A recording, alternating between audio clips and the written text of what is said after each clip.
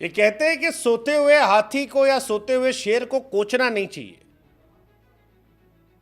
कई बार वो चुपचाप पड़ा रहता, आलस में रहता है, उसको घंटा फर्क पड़ता है कि वो कौन है, लेकिन आप उसको कोच कर ये याद दिला देते हो कि तुम कौन हो। और वो फिल्मों में डायलॉग आता है ना कि सब कुछ करने का लेकिन ईगो हर्ट नहीं करने का, क्योंकि ईगो हर्ट कर दिया तो फिर मैं झुकेगा नहीं। मिचेल स्टार्क का यही हुआ है। जायसवाल साहब ने मौज काट कर कह दिया कि hey mister Stark, you are too slow man, थोड़ा तेज फेंको ना। तब से स्टार्क ऐसा फेंक रहे हैं कि जायसवाल को हवा नहीं लग रही। और ना सिर्फ जायसवाल बल्कि टीम इंडिया की बैंड बजी पड़ी है। पर्थ का टेस्ट मैच था। जायसवाल साहब कहते हैं you bowling too slow mister Starc. Adelaide में आकर स्टार्क ने पहली गेंद पर जायसवाल साहब को थैंक यू कर दिया। अब गैबा टेस्ट मैच आता है। लोगों को लगा भाई हो सकता है एक बार आउट कर दिया, दोबारा नहीं कर पाएंगे। दोबारा स्टार्क ने फिर जायसवाल को दूसरी गेंद पर आउट कर दिया। वो जो मिचेल स्टार्क के साथ किया था जायसवाल ने, स्टार्क ने उसे पर्सनली ले लिया और कहा कि नहीं बेटा, बहुत टाइम है, आप बनने वाले लेजेंड हो, हम बने हुए लेजेंड हैं। और एक्सपीरियंस मार्केट में नहीं मिलता है, कमाना पड़ता है, सालों साल मेहनत करके कमाया है। अब जब आउट कर रहे हैं तो पूछ रहे हैं स्लो तो नहीं आ रही थी। मतलब बहुत बड़ी बात है भाई। नेवर पोक अ लायन।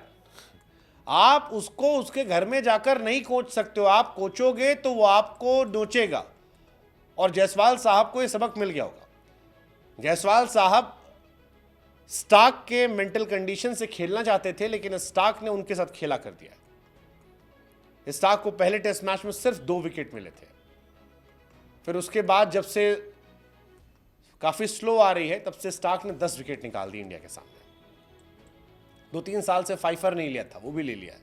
और जायसवाल साहब, जब से वो घटना हुई है कि mister Stark you are too slow, 0, 24, 4, ये 3 कहानी उनकी है। खत्म करके रख दिया भाई साहब।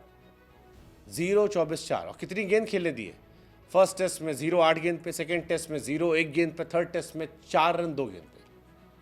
लोग कह रहे हैं कि भैया जायसवाल यार तुम अच्छे खिलाड़ी हो, तुम में टैलेंट की कोई कमी नहीं है, लेकिन थोड़ा सा गंभीरता लाओ और थोड़ा सबक लो, हम्बल बनो, क्योंकि ये घटना तुमको परेशान करेगी।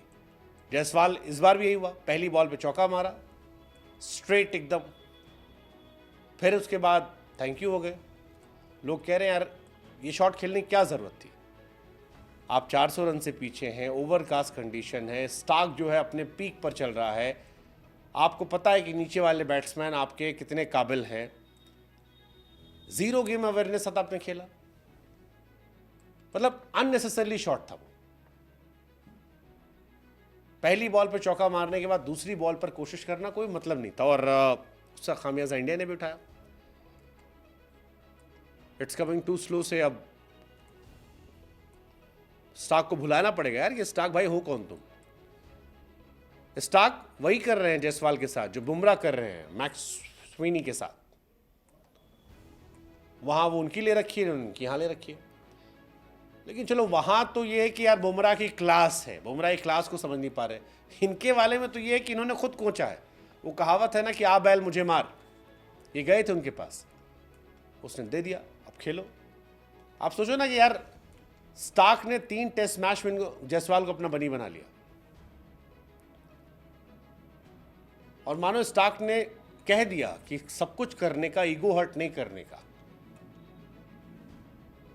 ये बहुत बार होता है, बड़े खिलाड़ियों का ईगो नहीं हर्ट करने का।